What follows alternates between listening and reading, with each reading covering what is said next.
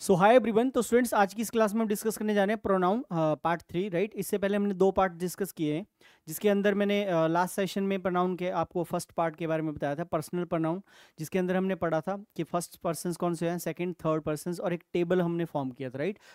इसके केसेस के ऊपर कि सब्जेक्टिव होता है, then objective, then possessive, then reflexive, right.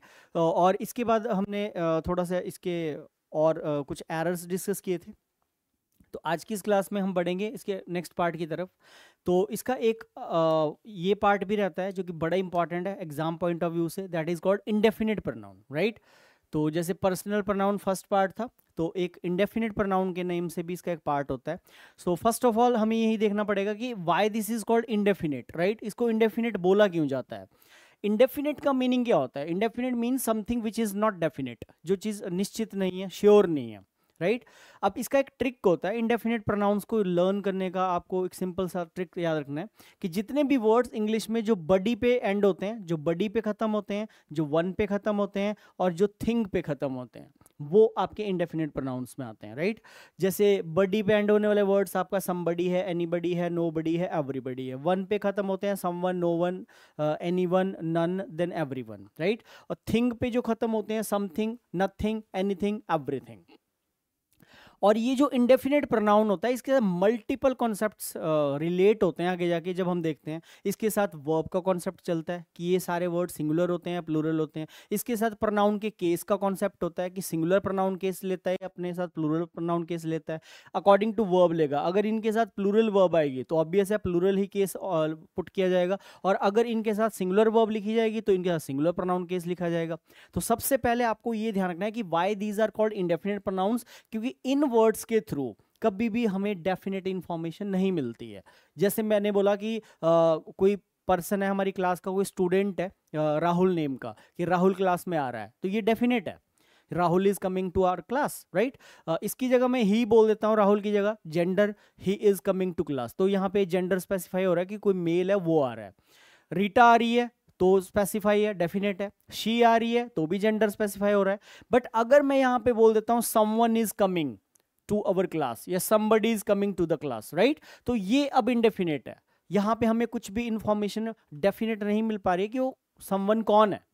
ये somebody आ रहा है कोई, तो somebody मेल है, फीमेल है, राहुल है, रीटा है, ये कंफर्म नहीं हो रहा है। तो इन वर्ड्स के थ्रू हमें कभी भी डेफिनेट इंफॉर्मेशन नहीं मिलती। That's why these words come under indefinite pronouns, right. अब एक बात आपको यहाँ पे, एक और बात आपको ध्यान रखनी है कि बडी और वन वाले जो ये वर्ड्स होते हैं, राइट, इनके साथ मतलब ये पहले बात तो ये लिविंग को रेफर करते हैं। समबडी कोई पर्सन है, समवन भी कोई पर्सन है, ठीक है। ये वाले जो वर्ड्स होते हैं ये लिविंग को रेफर करते हैं, मैं यहाँ लिख देता हूँ, ठीक है। ये लिविंग बीइंग को रेफर करेंगे। और जितने भी वर्ड्स जो थिंग पे एंड होते हैं, जो थिंग पे एंड होते हैं वर्ड्स, वो हमेशा ही नॉन लिविंग चीज़ों को रेफर करते हैं। जैसे आप बोलते हो something is happening there, right, या nothing is serious, everything is going well. जैसे आप यहाँ कोचिंग ले रहे हो सिविल स्टाफ में, तो आप बोलोगे सब कुछ सही चल रहा है सर, हमें कोई प्रॉब्लम नहीं है, तो everything is going well, we do not have any problem, we don't have any problem, right. तो हमें कोई समस्या नहीं है। तो ये नॉन लिविंग थिंग को रेफर करते हैं, थिंग वाले वर्ड्स आपको ध्यान रखना है, ठीक है। तो नॉन लिविंग को रेफर करने वाले जो वर्ड्स होते हैं वो थिंग वाले वर्ड्स होते हैं, और वन और बडी वाले जो वर्ड्स होते हैं ये लिविंग बीइंग को रेफर करते हैं। अब इसके बाहर भी 2-3 ऐसे वर्ड्स हैं जिसके ऊपर ये ट्रिक अप्लाई नहीं हो पाता है। जैसे ईच है, ईच भी इंडेफिनिट प्रोनाउन में आता है, वो ना तो बडी पे एंड होता है, ना ही वन पे, ना ही थिंग पे। तो आपको मैं ध्यान रखना है, मैं यहाँ लिख देता हूँ, ईच का भी ध्यान रखना है कि ईच भी इंडेफिनिट प्रोनाउन में आता है, राइट। अकेला जो एवरी वर्ड होता है ये भी इंडेफिनिट प्रोनाउन में ही आता है। ईच एवरी भी आपके इंडेफिनिट प्रोनाउन ही होते हैं, ये आपने ध्यान रखना है, ठीक है। बाकी बडी, वन और थिंग वाला ट्रिक तो आपको याद रखना है, बट ईच और एवरी को सेपरेटली आप लर्न कर सकते हो कि ये भी इंडेफिनिट प्रोनाउन में ही रखे जाते हैं। अब यहाँ पे क्वेश्चन ये खड़ा होता है कि क्या हम इनके साथ सिंगुलर वर्ब लिख लेते हैं, लगाते हैं, या इनके साथ प्लूरल वर्ब को लिखा जाता है। तो आपको एक बात का ध्यान रखना है कि जैसे नो वन है ना, समवन है, या फिर आपका समबडी आ गया, एनीबडी आ गया, तो इनके साथ तो बच्चा डिटरमाइन कर लेता है कि यार समवन इज होगा, आर तो नहीं होगा, सिंगुलर लगती है ना, नोबडी इज गोइंग देयर, वहां पे कोई भी नहीं जा रहा, nobody is going there, right. तो ये तो जस्टिफाई हो जाता है, डिटरमाइन कर लेता है बच्चा एग्जाम में इन वर्ड्स के साथ। लेकिन जैसे एवरीवन आ जाता है ना, या फिर आपका अकेला एवरी आ जाता है, ईच आ जाता है, तो कौन सी वर्ब लगेगी? तो आपको एक बात बता देता हूं, इनके साथ हमेशा आपको सिंगुलर वर्ब ही लिखनी है, ये कभी भी प्लूरल वर्ब नहीं लेते अपने साथ, ठीक है। हालांकि एवरी आप सोचोगे कि शायद एवरी वर्ब ज्यादा को रेफर कर रहा है, नहीं, सिंगुलर वर्ब लेगा, ईच के साथ सिंगुलर वर्ब लिखी जाएगी। जैसे मैंने यहां पे एक सेंटेंस लिखा, मैंने बोला each boy is happy, right. तो मैंने देखो क्या बोला, ईच बॉय इज हैप्पी। हालांकि अगर इसके मीनिंग की बात करें, इसका जो अंडरस्टूड मीनिंग है इस वाक्य का वो ये बन रहा है कि ऑल बॉयज आर हैप्पी। इसका अंडरस्टूड मीनिंग ये है कि सभी बच्चे खुश हैं। लेकिन जब इस चीज को हम इंडेफिनिट प्रोनाउन के साथ लिखते हैं तो ईच के साथ आपको यहां आर नहीं बोलना है। जैसे देखो नॉर्मली हम बोलते हैं everybody is present in the class, everything is going well, right.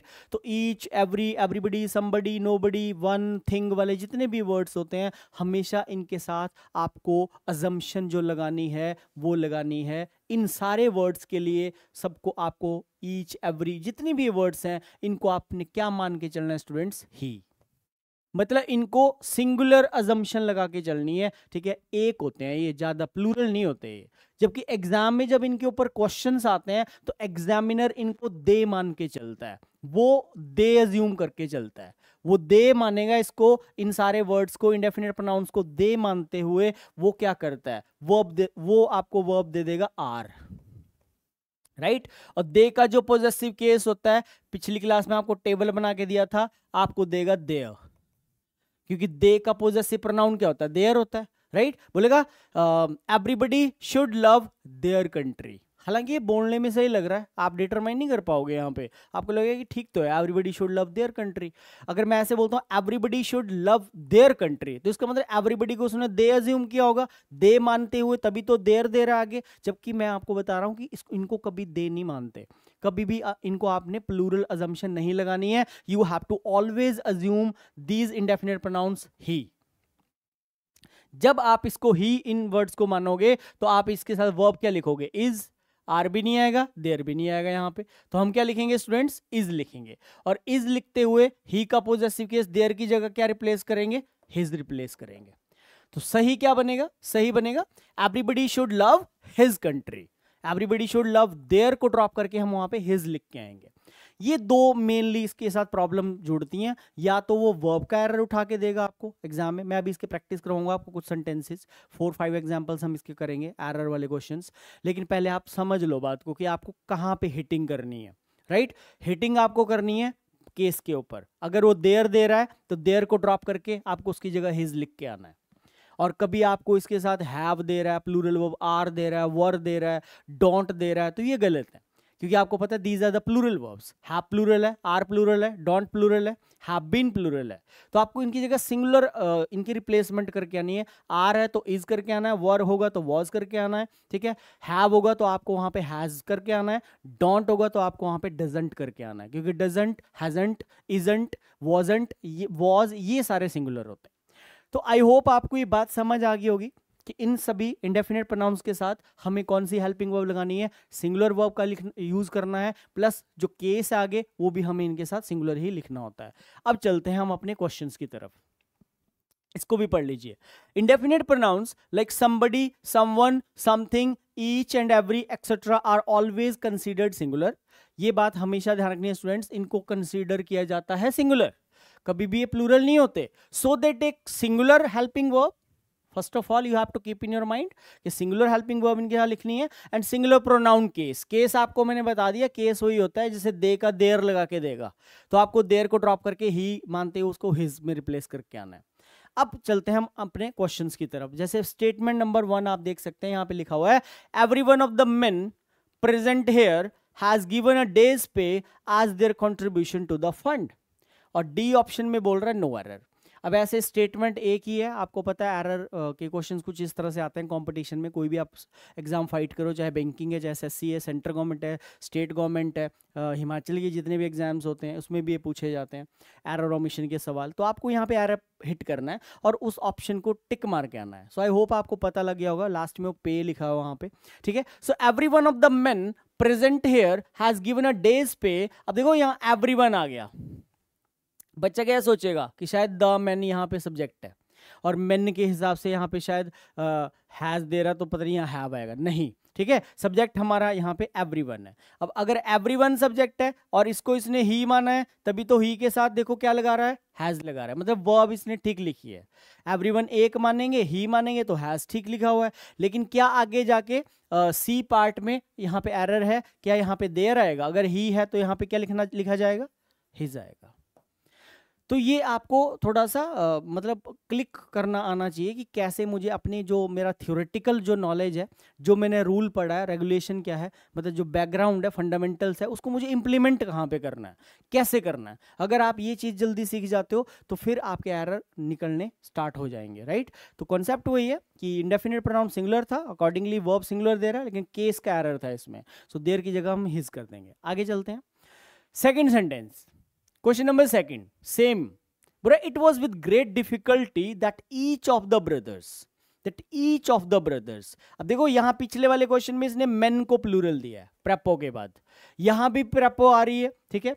और यहाँ पे ऑफ के बाद देखो क्या बोल रहा है, द ब्रदर्स, ताकि बच्चा यहाँ पे कंफ्यूज हो। ब्रदर्स को सब्जेक्ट मानते हुए सोचेगा कि शायद यहाँ पे देयर आ रहा है, क्योंकि ब्रदर्स दे बन गए तो शायद यहाँ पे देयर आएगा, जबकि सब्जेक्ट यहाँ पे प्रेपोजिशन के बाद कभी भी सब्जेक्ट नहीं आते, प्रेपोजिशन के बाद हमेशा उसके ऑब्जेक्ट आते हैं। तो ये सब्जेक्ट है ईच। अब ईच अगर सब्जेक्ट है तो इसको क्या मानेंगे स्टूडेंट्स, ही। इसका ऑब्जेक्ट क्या होता है, हिम। इसका पोजेसिव क्या होता है, हिज, राइट। तो यहाँ पे देयर ड्रॉप हो जाएगा, अगेन सी पार्ट में एरर है, यहाँ पे क्या आ जाएगा, हिज आ जाएगा। So it was with great difficulty that each of the brothers could get his share of property. There को रिप्लेस कर दीजिए हिज में। क्वेश्चन नंबर थर्ड सवाल, neither of the two brothers has got his money back from the government.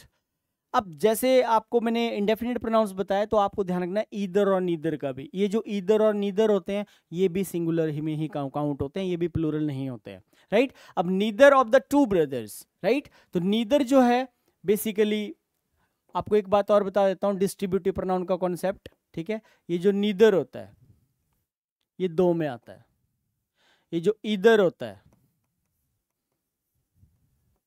ये भी दो में आता है। लेकिन अगर यहां लिखा होता फाइव लिखा होता तो ये गलत होता, क्योंकि दो से ज्यादा की जब हम बात करते हैं तो फिर वहां पे नीदर और ईदर यूज नहीं किया जाता। Neither either are use for two persons और थिंग्स, राइट। यहाँ पे टू ब्रदर्स है तो ये ठीक लिखा हुआ है, मैं वैसे आपको अलग कॉन्सेप्ट बता रहा हूं, ठीक है। अगर यहाँ 5 लिखा होता तो फिर आप नीदर की जगह लिख के आते नन। दो से ज्यादा की अगर बात हो, 3 है, 4 है, 5 चीजें बताई हुई हैं, थिंग्स हैं या कोई पर्सन्स हैं, ठीक है। मोर देन 2 के लिए नीदर का ऑल्टरनेट नन होता है नेगेटिव में। अगर यहाँ 5 होता, 4 होता तो मैं यहाँ बोलता none of the 4 brothers, none of the 5 brothers, right. Similarly either का 2 से ज्यादा में जो ऑल्टरनेट होता है वो होता है एनी, ठीक है। 3 है, 4 है, 5 है, ठीक है। तो फिर आप वहां पे क्या लिखते, any of the 5 brothers. Either के लिए एनी रिप्लेस करना होता है, नीदर के लिए नन रिप्लेस करना होता है, ये बात आपको ध्यान रखनी है। अब देखो यहां बोल रहा है neither of the two brothers has got his. अब देखो यहाँ पे वर्ब भी सिंगुलर लिख रहा है, प्रोनाउन का केस भी सिंगुलर लिख रहा है। तो जो कॉन्सेप्ट आपको इंडेफिनिट प्रोनाउन में बताया कि इनके साथ ये सिंगुलर अज्यूम करते हैं, इनको एक मानते हैं, तो वर्ब सिंगुलर आती है, प्रोनाउन का केस भी सिंगुलर आता है। नीदर और ईदर के साथ भी सेम कॉन्सेप्ट है, नीदर ईदर भी अपने साथ सिंगुलर वर्ब सिंगुलर प्रोनाउन का केस लेते हैं। दैट्स वाई इस क्वेश्चन में कोई भी प्रॉब्लम नहीं है, क्योंकि हैज और हिज अपनी जगह सही लिखा हुआ है। अगर वहां हैव होता तो बी पार्ट गलत होता, अगर वहां पे हैज सही है, देयर होता तो भी गलत होता। पिछले क्वेश्चंस की तरफ आगे आ जाइए। Question number 4, if any one of the guests choose to leave before the ceremony is over, lead him to exit quickly. अच्छा, ये क्वेश्चन थोड़ा डिफरेंट है, हालांकि इसमें एनीवन डाला है इसने इंडेफिनिट प्रोनाउन, क्योंकि 1 पे एंड हो रहा है ये, ठीक है। लेकिन ये जो सवाल है ये बेसिकली टेंस से रिलेटेड है। आप सोच सकते हैं कि इसमें क्या पार्ट गलत हो सकता है।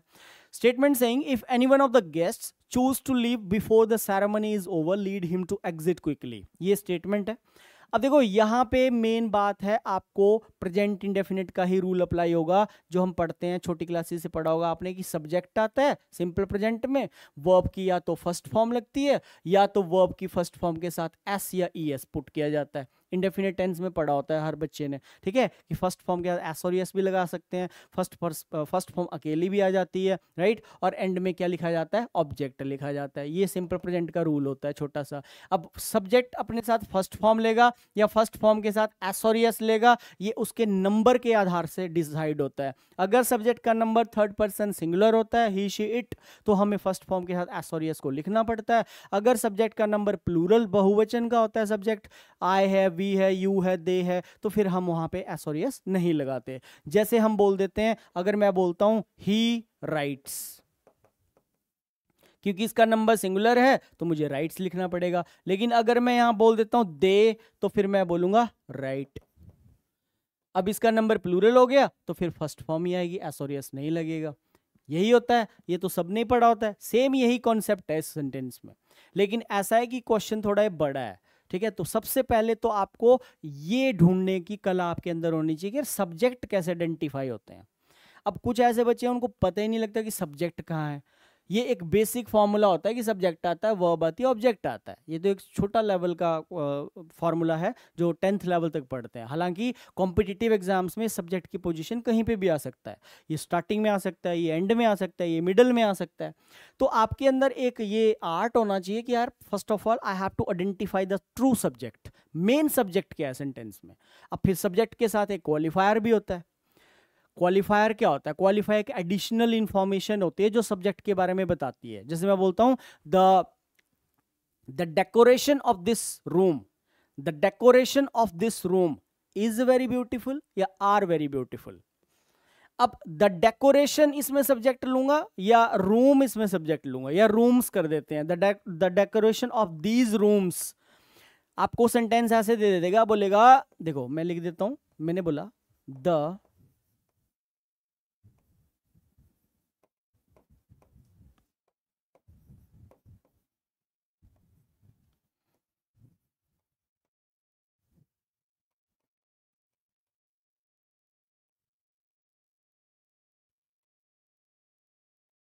अब यहां बच्चा कंफ्यूज होगा कि भाई दीज रूम्स को सब्जेक्ट मानो तो आर आएगा, डेकोरेशन को सब्जेक्ट मानो तो इज आएगा। तो यही है ग्रामर, यही चीजें आपने सीखनी होती है, ठीक है। ग्रामेटिकली कौन सा सब्जेक्ट होगा, तो मैं आपकी नॉलेज के लिए बता दूं, पहले भी मैंने बताया कि जहां पे प्रेपो आती है ना, तो आपको डिवीजन करना आना चाहिए, सेंटेंस को तोड़ना आना चाहिए, उसकी पार्सिंग करना आनी चाहिए आपको सेंटेंस को। ऐसे नहीं अब आप इसको सारे को पढ़ोगे, the decoration of these room sir ये सब्जेक्ट है, तो शायद आप इसके अकॉर्डिंग आर करके आ जाएंगे, नहीं, ठीक है। क्योंकि प्रेपो आ गई तो आपको यहाँ रुकना है, आपको पता होना चाहिए कि प्रेपोजिशन ऑफ आ रहा है, और प्रेपो के बाद रूल ये है कि ये इसका ऑब्जेक्ट है, सब्जेक्ट प्रेपो से पहले होता है। तो यहाँ पे जो मेन सब्जेक्ट है ना वो द डेकोरेशन ही है। ये जो दीज रूम्स है ना, ये क्वालिफायर है सब्जेक्ट का, ये इस सब्जेक्ट डेकोरेशन के बारे में, ठीक है, क्या बता रहा है, इसकी एडिशनल इंफॉर्मेशन दे रहा है। सो क्वालिफायर एक ऐसा वर्ड होता है, qualifier is a word which gives us additional information about the subject, that is called qualifier. तो क्वालिफायर इसमें डेकोरेशन है, तो यहां पे इज आंसर होगा, आर नहीं होगा। बोल के देखो ना आप, the decoration is beautiful, the decoration are beautiful, तो द डेकोरेशन ही इसमें सब्जेक्ट है, राइट। तो यहां पे जो सब्जेक्ट है ना, ये नहीं है, गेस्ट्स नहीं है सब्जेक्ट, क्योंकि ये इसका ऑब्जेक्ट बना, प्रेपो का ऑब्जेक्ट है ये, सब्जेक्ट यहाँ पे एनीवन है। अब एनीवन कितने हुए, एनीवन एक ही होगा, या तो एनीवन ही होगा या तो एनीवन शी होगा। अब एनीवन कोई मेल भी हो सकता है, एनीवन कोई फीमेल भी हो सकती है। पहले भी कई बार बताया हुआ कि जब भी हमें जेंडर स्पेसिफाई नहीं होता है तो हमें हमेशा जो अजम्पशन लगानी होती है वो मेल की ही लगानी होती है, राइट। तो इसको ही मान लीजिए, राइट। अब जब आपने इसको ही माना तो क्या यहाँ पे बी पार्ट में चूज आएगा, चूजेस, यही एरर था। So if anyone of the guest chooses to leave, इस एनीवन सब्जेक्ट की जो वर्ब है ना, जैसे यहां पे सब्जेक्ट की वर्ब राइट्स है, यहां पे दे सब्जेक्ट की वर्ब राइट है, वैसे इस एनीवन की वर्ब यहां चूज लगा रहा है, जबकि एनीवन सब्जेक्ट है तो उसका चूज ही जाएगा ना, एनीवन तो एक है, तो सिंगुलर सब्जेक्ट हुआ तो एस और एस पुट होगा, चूज ही जाएगा। ठीक है, क्वेश्चन नंबर 5 देख लीजिए।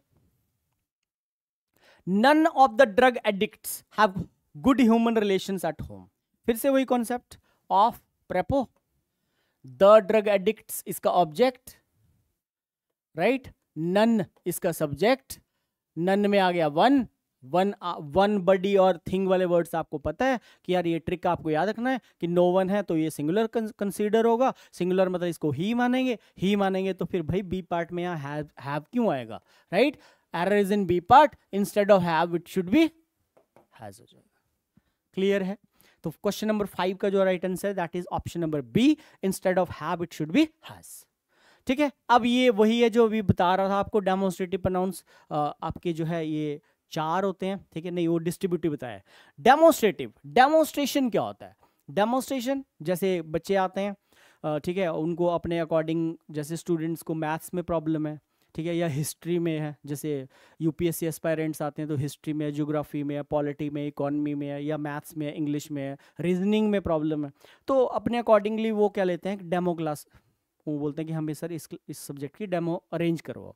तो डेमोन्स्ट्रेशन मतलब दिखाना, डेमोन्स्ट्रेशन किसी भी चीज़ का हो सकता है, यहाँ पे एजुकेशन का काम है तो अकॉर्डिंगली बच्चे को जो है डेमो दिया जाता है। इंग्लिश की प्रॉब्लम है तो मैं वहाँ खड़ा हो जाऊँगा, बताऊँगा, ठीक है, डेमोन्स्ट्रेशन कुछ नहीं होता, ठीक है, एक क्लास से क्या जज कर लोगे टीचर को, पर फिर भी ट्रेंड है, लेते हैं बच्चे ट्रायल क्लास, ठीक है, तो डेमोन्स्ट्रेशन होता है दिखाना, ठीक है, तो डेमो मतलब दिखाना होता है, ठीक है। जैसे देखो स्टूडेंट्स, ये 5 जो हमारी फिंगर्स होती है ना, इसमें ये वाली जो फिंगर होती है इसको पॉइंटर बोलते हैं, पॉइंटर है ये, है ना, इसके थ्रू, इसको इंडेक्स फिंगर बोलते हैं ना, तो इसके थ्रू हम पॉइंट करते हैं कि वो मेरा फ्रेंड आ रहा है, तो ये इंडेक्स फिंगर होता है, पॉइंटर होता है। जो ये फिंगर काम करता है ना, वही ये डेमोन्स्ट्रेटिव प्रोनाउन भी काम करता है। अब 4 ऐसे वर्ड्स होते हैं, ठीक है, जिनके थ्रू हम इंडेक्स फिंगर की तरह काम करते हैं, ये इंडेक्स फिंगर पॉइंटर का ही काम करते हैं। आपके टेबल के ऊपर आपके सामने यहाँ पे कोई आपका फ़ोन पड़ा है, तो आप कैसे बोलोगे, किस वर्ड के थ्रू रेफर करोगे? जब इंडिकेट कर रहे हो आप, आपके सामने कोई चीज़ पड़ी है तो आप बोलोगे this is my cell phone, नज़दीक पड़ा है तो दिस लगा दोगे, दूर पड़ा है तो आप दैट बोलोगे। अच्छा, ज़्यादा के लिए आप दीज बोलोगे, दीज आर माई बुक्स, दूर पड़ी हैं तो दोज आर माई बुक्स, ऐसे ही होता है, राइट। अब दिस का जो प्लूरल होता है वो दीज होता है, दैट का प्लूरल दोज होता है, दिस और दीज नज़दीक में आते हैं, दैट और दोज दूरी में आते हैं। तो जैसे आप कहीं पे कोई मॉल में चले गए, कोई ड्रेस लगी होती हैं, स्पेसिमेन लगाए होते हैं, ठीक है, 3-4 ड्रेसेस लगी हैं, तो आप अपने फ्रेंड को बोल रहे हो ये वाली ड्रेस तुम पे बड़ी सूट करेगी, this dress is very beautiful, right. तो आप दिस के थ्रू, जब भी दिस वर्सेस इट कॉन्सेप्ट होता है ये, कि जब तो आप पॉइंट आउट कर रहे हो, आपके सामने चीज पड़ी है, तो फिर इट नहीं बोल सकते, फिर आपको दिस ही बोलना पड़ेगा। लेकिन सपोज आपका बर्थडे था और आपको बहुत सारे गिफ्ट्स मिले, और कोई एक ऐसा गिफ्ट है जो बॉक्स के अंदर है, जैसे एग्जाम्पल दे रहा हूँ, इट कहाँ लगता है, बॉक्स के अंदर चीज़ है, ठीक है, और फिर आपका फ्रेंड पूछ रहा है आपको कि भाई इसके अंदर क्या हो सकता है यार, तो आप बोल सकते हो it might be a pen, क्योंकि अभी मुझे पता नहीं है ना कि उसके अंदर क्या है, अभी तो हमने उसको ओपन नहीं करा है, खोला नहीं है, बॉक्स के अंदर है चीज़, तो आप बाहर से एक अनुमान लगा रहे हो कि शायद यार इसके अंदर कोई नोटबुक सेट होगा या इसके अंदर पेन होगा। तो जब तक तो चीज़ सामने नहीं है तो वहाँ पे आप इट बोल सकते हो, अदरवाइज आपको दिस ही यूज़ करना चाहिए जब आप पॉइंट आउट कर रहे हो। तो ये तो बच्चों वाला काम है कि ये नज़दीक में आते हैं, दूरी में आते हैं। मेन जो क्वेश्चन आता है ना डेमोन्स्ट्रेटिव, वो ये आता है, ठीक है। अब प्रोनाउन चैप्टर हम पढ़ रहे हैं तो हमें इसके फंक्शन का पता है कि pronoun is a word which avoids the repetition of noun, noun के रेपिटेशन को अवॉइड करने का ही इसका काम है। जैसे मैंने बोला the climate of Delhi is better than Mumbai, फिर मैंने बोला the streets of Mumbai are wider than Delhi. अब देखो यहाँ पे मैंने बोला द क्लाइमेट, यहाँ पे मैंने बोला the streets, the climate of Delhi is better. हम बोलना क्या चाह रहे हैं कि दिल्ली का जो वातावरण है, जो क्लाइमेट है, वो मुंबई के क्लाइमेट से अच्छा है, ये बोल रहे हैं।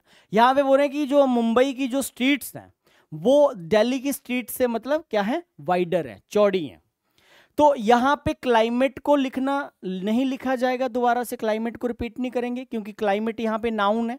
अगर मैं ऐसे बोल देता हूँ the climate of Delhi is better then the climate of Mumbai, गलत, क्योंकि ये तो वही बात होगी कि आप नाउन को रिपीट कर रहे हो, दोबारा से आपने नाउन को आगे जाकर रिपीट मार दिया, रॉन्ग हो जाएगा, राइट। तो आपको क्या करना है, ये डेमोन्स्ट्रेटिव प्रोनाउन भी नाउन के रेपिटेशन को अवॉइड करता है। जैसे मैंने बोला राम, ठीक है, तो राम की जगह मुझे क्या लिख देना है, ही। अगर मैंने बोला रीटा, तो मुझे रीटा की जगह क्या लिख देना है, शी। सिमिलरली इस क्लाइमेट का जो रेपिटेशन है उसको अवॉइड करने के लिए हमें किसकी हेल्प लेनी है, डेमोस्ट्रेटिव प्रोनाउन की। तो हम बोल देंगे the climate of Delhi is better then that of Mumbai. That demonstrative pronoun की वहां पे हेल्प ली जाती है और उसके बाद ऑफ लिखा जाता है। So then that of Mumbai. So I don't need to write the climate again after then. Instead of the climate, we have to put there demonstrative pronoun that of, right? और दूसरे में the streets of Mumbai, यहाँ पे streets plural है, यहाँ पे climate singular था, ठीक है? तो the streets of Mumbai are wider than those of Delhi. अब आपके माइंड में अगर ये आ रहा हो कि सर ऊपर दैट ऑफ लगाया नीचे दोज ऑफ लगाया, ये कैसे डिटरमाइन हो, हमें कैसे पता लगेगा कि ऊपर दैट ऑफ आएगा, हमें कैसे पता लगेगा कि नीचे दोज ऑफ आएगा, कब दोज ऑफ आएगा, कब दैट ऑफ आएगा? तो इसका पता लगता है स्टूडेंट्स इस सब्जेक्ट से।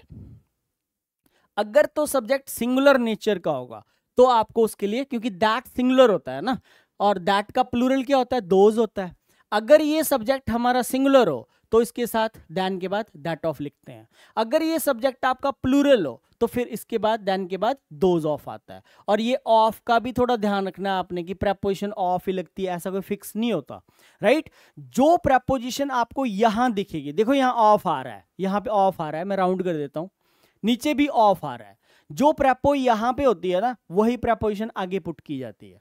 जैसे मैं आगे आपको एक सेंटेंस दिखाऊंगा, ये देखो ये वाला, ये एक बार आया हुआ क्वेश्चन है एग्जाम में, बोला his marks in history are higher than English. सबसे पहले चेक करो सब्जेक्ट को, मार्क्स, सब्जेक्ट का नेचर क्या है। अगर आपको ये भी नहीं पता लग रहा है कि यार ये सिंगुलर है प्लूरल है, मुझे समझ नहीं आ रही, इसकी वर्ब चेक करो, ठीक है? आप वर्ब चेक, वर्ब से भी तो पता कर सकते हो ना कि सब्जेक्ट आर लगा रहा है, आर मींस प्लूरल है, इसका मतलब सब्जेक्ट का नेचर प्लूरल है तभी आर लग रहा है, ठीक है? यहां पे आप देख लो, यहां पे इज क्यों लगाया, क्योंकि क्लाइमेट सिंगुलर है। यहां पे आर क्यों लगाया, क्योंकि ये प्लूरल है।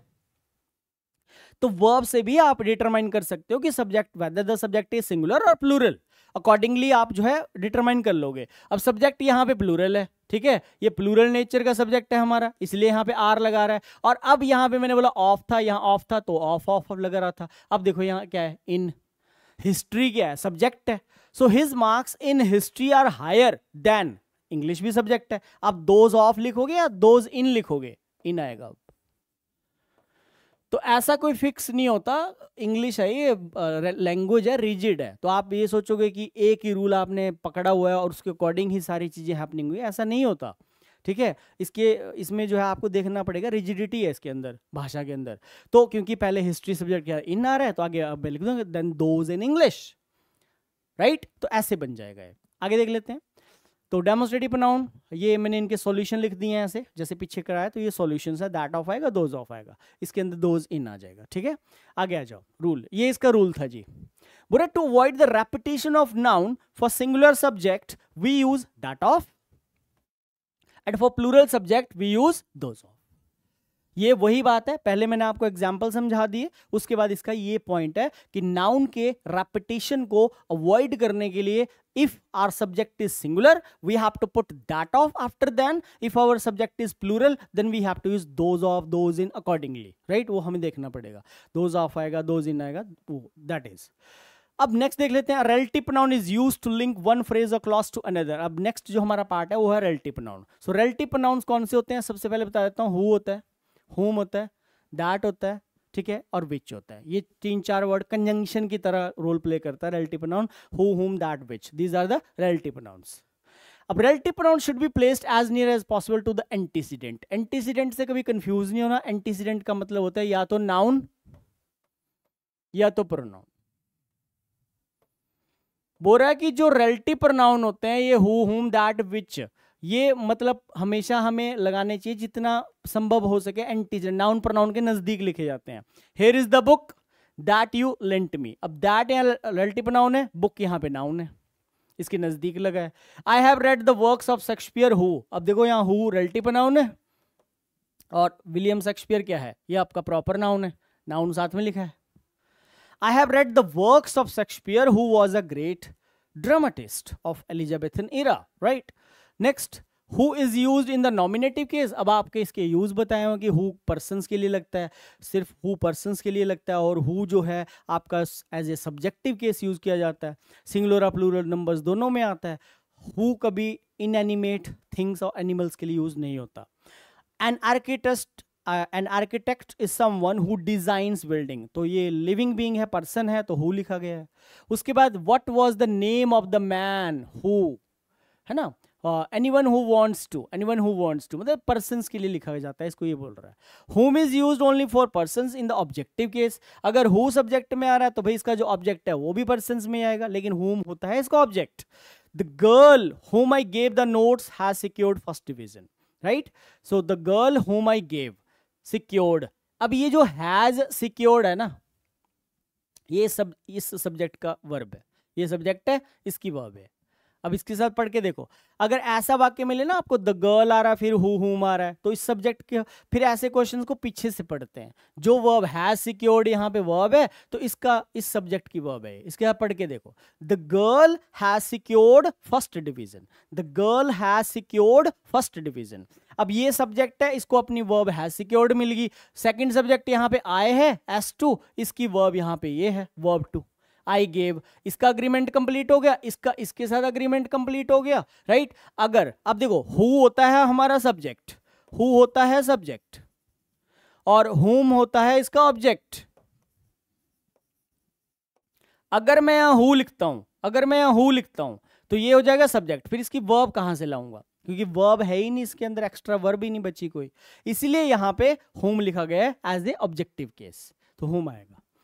विच जो होता है एनिमल्स और नॉन लिविंग थिंग ऑब्जेक्ट्स में आता है। The house which has a high gate is mine always used before which, ठीक है। The post for which I applied is permanent, ये आपका जो है नॉन लिविंग ऑब्जेक्ट्स में आता है।